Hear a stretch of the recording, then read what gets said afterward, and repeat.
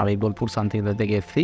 আমার আগে চুলের প্রচণ্ড সমস্যা ছিল। তো চুল যখন আমার উঠে যাচ্ছিল তখন মাথা ফাঁকা থাকতো, খুব খারাপ দেখাতো, খুব বাজে একটা ফিল করতাম। তো এখানে এসে আমি হেয়ার ট্রান্সপ্লান্ট করেছি। তো আজকে আমার 4 মাস হচ্ছে। তো 4 মাসে আমার চুল মানে খুব ভালো রেজাল্ট এসেছে। তো এখন আমি খুব ভালো ফিল করছি। আমার খুব ভালো লাগছে। প্লাস এখানে আমি আজকে এসেছি ফার্স্ট একটা পিআরপি আছে, ফার্স্ট ইয়ার পিআরপি। তো আরও বেটার রেজাল্ট আসবে। আমার 4 মাসে এত ভালো এসছে।